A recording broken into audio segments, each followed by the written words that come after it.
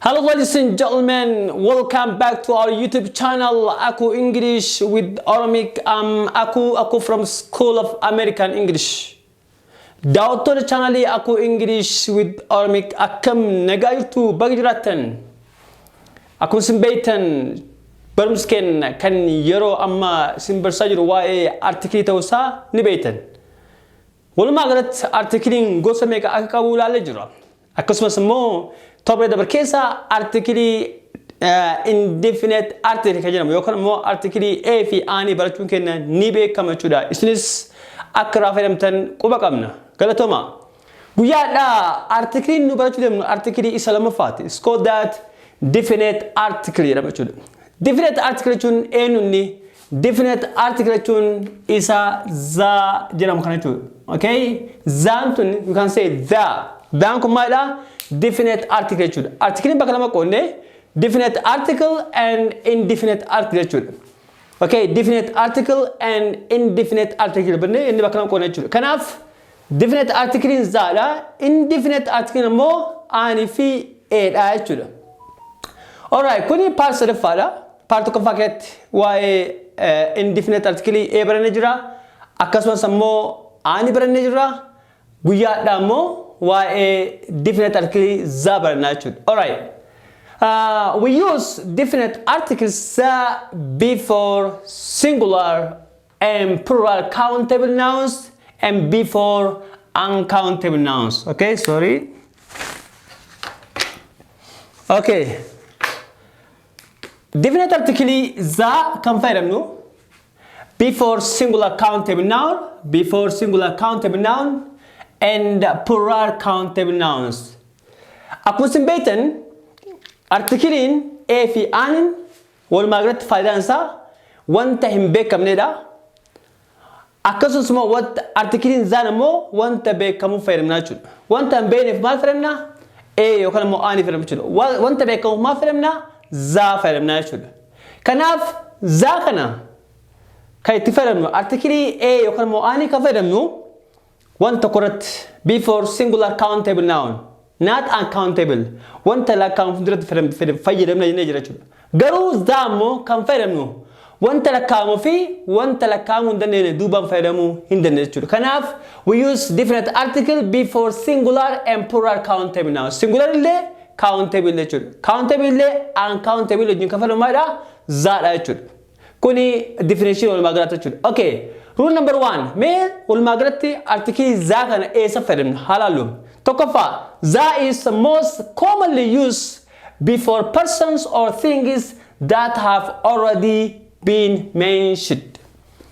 Akkuma yeroo dabre keessatti example garaagaraa keessatti isin barsaa turetti tokkoffaa za kana kan fayyadamnu wanta wayii yeroo lammaffaaf. Okay? Yeroo lammaffaaf ibsu yoo barbaannu ma za fayyadamna jechuudha. Fakkeenyaaf ani kitaaba qaba. Kitaaba kiyya bareedoo jedhe. Ani kitaaba qaba. Egaa sammuu deebee maadheeni kitaaba kiyya dubbatee jechuudha. Kanaaf wanta wayii yeroo lammaffaaf yoo dubbatu za fayyadamna jechuudha. Fakkeenyaaf in front of our school mana barumsaa keenya fuuldura there is a kiosk. There is what? A kiosk. Okay? The kiosk is full of goods. The kiosk what? The kiosk is full of goodies. Asitama maal fayyadamne lama faratti za fayyadame jechuudha. Awwalatti in front of our school there is a kiosk jechuudha. Tuqaa godhee maal fayyadamne za fayyadame jechuudha. Maaliif za fayyadamne? Yeroo awwalaa fuulduratti maal fayyadamne? Mana barumsaa keenya fuulduratti kioski jira jedhe malee kioski akkamii kioski kana jedhee waan adda baasun jira jechuudha. Kuni artikilii A fayyadame jechuudha. Yeroo lammaffaaf yeroo fayyadamnu maal fayyadamna? Za fayyadamna jechuudha. The kiosk amma kiosk akkamii akka ta'e addaan nu baasee jira jechuudha. The kiosk is full of goods jechuudha. The kiosk what? The kiosk is full of goods jechuudha. Kioskin kuni meeshaadhaan yookaan immoo meeshaa garaagaraatiin kan guutamedha jechuudha. Kanaaf yeroo lammaffaaf mention waa yeroo gunu maal fayyadamna? Za fayyadamna jechuudha. Asitti a kiosk jedhee jira. Deebii ammoo immoo a kiosk jedhee jechuudha. Maaliif kiosk kun yeroo lammaffaaf yaamamee jira jechuudha. Example 2. My mother gave me a ring. My mother gave me a ring. Haati maal akkate ring na akkate jechuudha. A ring jedhee jira jechuudha. A ring. Garuu ring akkamii akka ta'e hin beekamu. Addaan hin baafna jechuudha. And the ring was very expensive. Ammoo adda baasa jechuudha. Amma beekame jechuudha. Ring akkamiti? The ring was very expensive. Ringi guddina akkate jechuudha. Awwala qubeen akkana ta'e bicha dubbata jechuudha. Garuu qubee akkamii akka ta'e hin dubbanne jechuudha. Kanaaf himna farati maal deebiste? Da. Because ringi yeroo lamaffaaf yaamaa jira jechuudha. Asitti tokkoffaa ta'e dubbatee jira. Asitti ee faramee jira. Lama farati immoo maal faramne? Za faramee jechuudha. Zaan definite article jechuudha. So the ring was very expensive. Ringin akkamii akka ta'e nuuni himee jira jechuudha. Kanaaf faayidaan tokkoffaadha. Zaan kenna wanta wayii yeroo lamaffaaf yeroo yaamamu wanta wayii yeroo beeynu maal akka ta'e yoo beeynu maal faramna? Za faramna jechuudha. Faayidaa tokkoffaa. Faayidaa lamaffaan article definite article yaamaadha. That is used before the unique object. The unique object. Akkasumas faayidaa lamaffaan zaan wanta unique wanta adda ta'e wanta tokko tokko ta'e duraan wanta beekamaa kalamantaane kan addunyaatti beekamaa fuulduraalee ni fayyadamna jechuudha. Fakkeenyaaf the sky. Samaayi meeqa jira? Beekamtu jechuudha. Tokko jechuudha. The sky, the world, alright? The sun, the earth, the moon, the universe, the earth, the north, right? Kunniin martinii maalidha? Kunniin martinii wanta beekamaa jechuudha. It's a unique thing. Wanta lama qabna jechuudha. Wanta addaa jechuudha. Kanaaf isaan boodara lama fayyadamna. Za fayyadamna jechuudha. The next one is example. The sun. The sun rose at 6:15 in the morning. Asitti the sun jedhee jira jechuudha. The sun. Okay? Za maaliif eessan jechuudha jechuudha. Eessan jechuun hin beekamu jechuudha. Hiikan qaba jechuudha. Okay? The sun and the sky.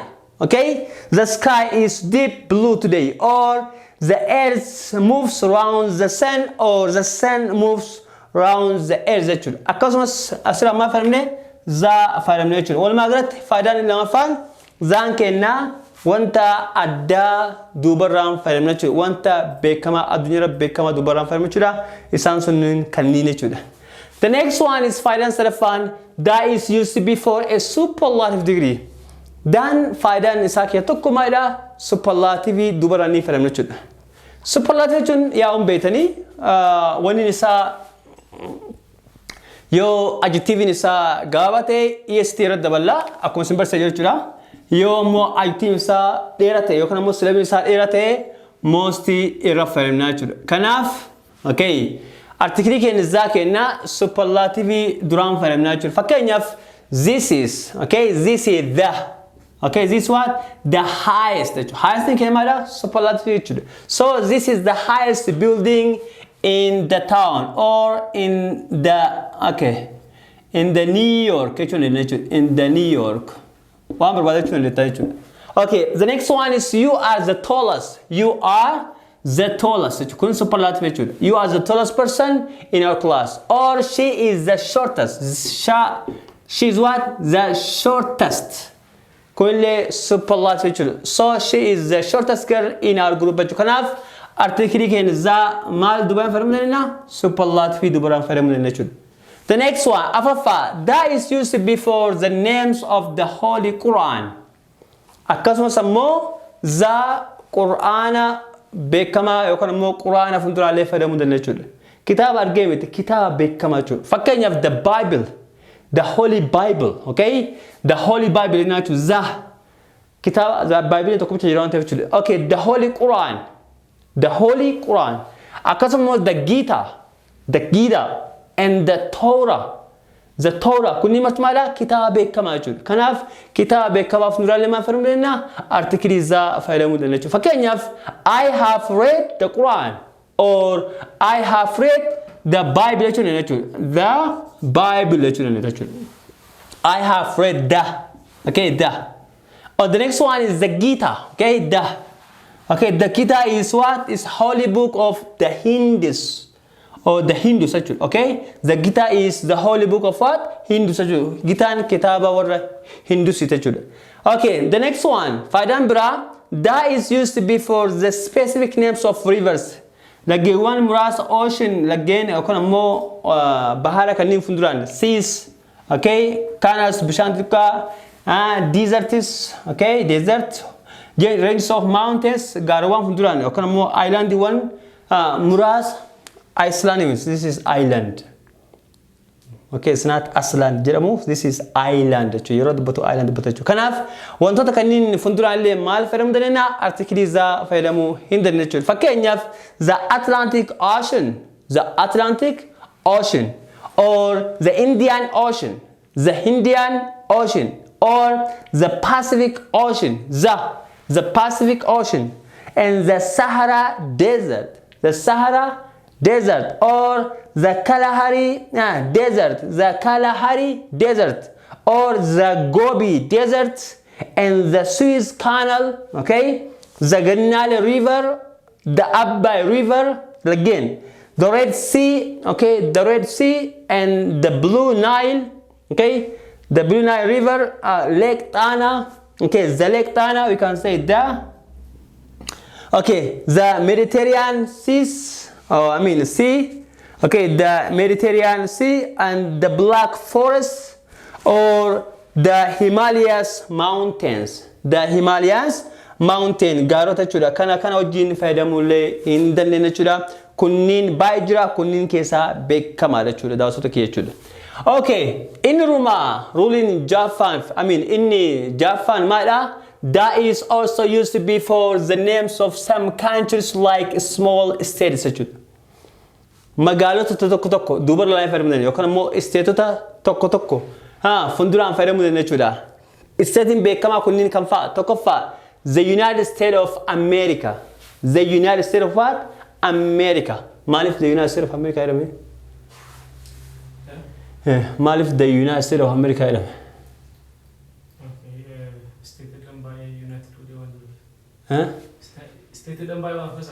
Inni jechuudha the United States of America.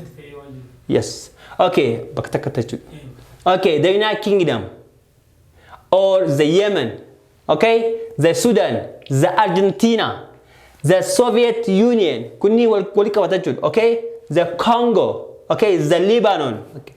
Can say the Lebanon, okay, the Congo, the United Arab Emirates. What about this one? United Arab Emirates, okay, the Netherlands, the Lebanon, okay, the Lebanon, and the Philippines, okay. Istaadni kunniin martiniyyuu baay'inaan warra zaa fudhatanii jechuudha.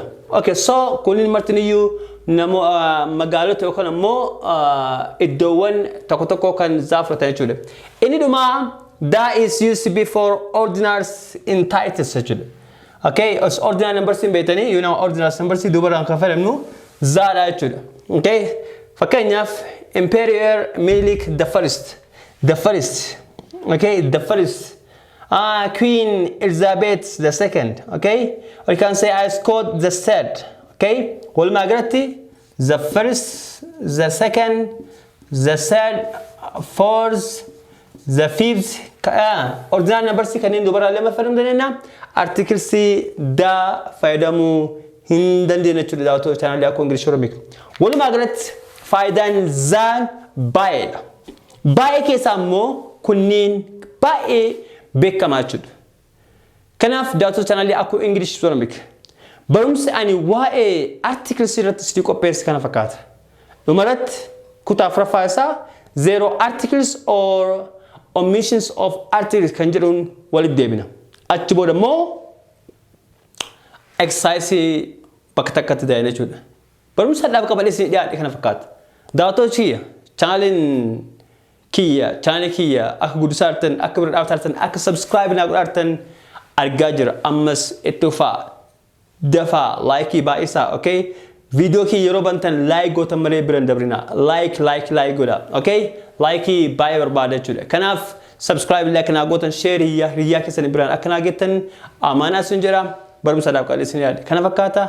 Yeroo biraatiin barumsa biraatiin hanga walitti deemnutti nagaan naasiraachuun yeroo hundayyuu dhaamsa kiyya.